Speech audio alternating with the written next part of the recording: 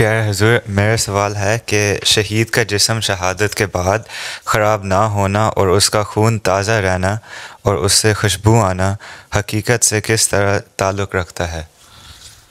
دیکھو جی، یہ تو لا آف نیچر کے خلاف ہے کہ بندہ دفنایا ہو اور زمین میں چلا جائے، جو نیچرل پروسیس ہے اس کو ہڈیوں کا گوشت کا گل سڑ جانا یا وہ ہونا، وہ تو ہوتا ہی ہے، ہر ایک کے ساتھ ہوتا ہے۔ یہ نہیں ہو سکتا کہ آپ نے 2 سال بعد 4 سال بعد شہید کے قبر کھو دیں گے تو وہاں اس کو تازہ جسم اس کا ہوگا، اتنا انبیاء کا بھی نہیں ہوتا، تو شہیدوں کا کتنا ہوگا؟ انبیاء کا تو اونچا کام ہے نا۔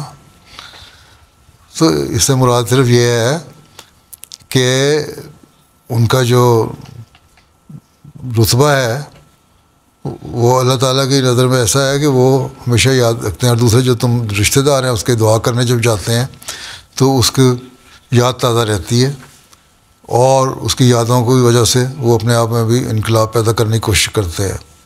ٹھیک ہے، شہید ایک سبق دے کے جاتے ہیں کہ ہم نے قربانی کی ہے دین کی خاطر، تو آپ لوگ بھی قربانی کرنے والے ہوں۔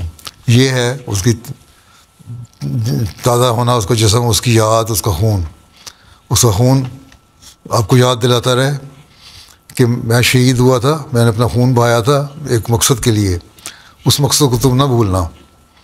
تو یہ یاد تازہ کرنا ہے، یہ تازہ رکھنا ہے۔ اور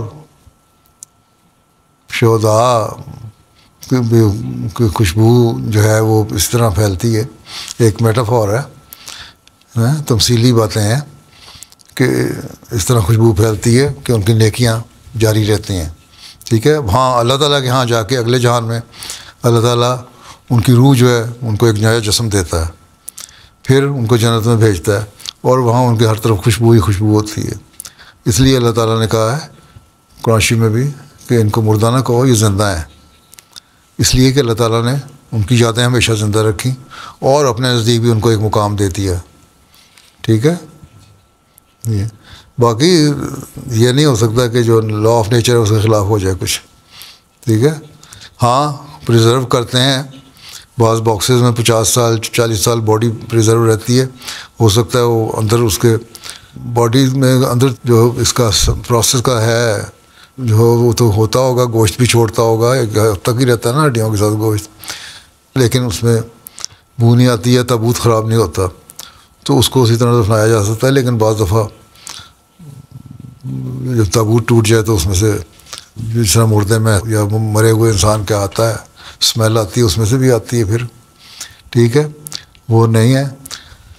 پرانے زمانے میں جو ایجپٹ میں جو ٹیکنالوجی تھی اس زمانے کی، وہ مومیز بناتے تھے، وہ انہوں نے ساتھ کچھ کیمیکل لگاتے تھے نا، رکھتے تھے پریزرو کر کے۔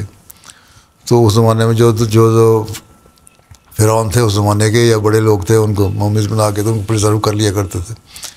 یہاں ابھی بھی رکھی ہوئی ہیں، میوزیم میں رکھی ہوئی ہیں نا مومیز، جا کے دیکھو، کبھی دیکھی ہیں؟ نہیں دیکھی۔ کبھی دیکھو جا کے تو پتہ لگتا ہے۔ میں گیا تھا یہاں ٹیورن میں بھی ایک ان کا میوزیم ہے، وہاں بھی انہوں نے مومیز رکھی ہوئی ہیں، تو وہ پریزرو ہیں وہ، لیکن پریزرو اسی طرح ہے کہ چہرے سے نظر آتے ہیں، باقی تو انہوں نے لپیٹا لپوٹا ہوا ہے ان کے گرد، کیمیکل لگا کے پتہ نہیں کیا کچھ لگا کے گیا ہوا اندر سے، پتہ نہیں کیا ہے کیا نہیں، لیکن باہر وہ پریزرو کر دیا۔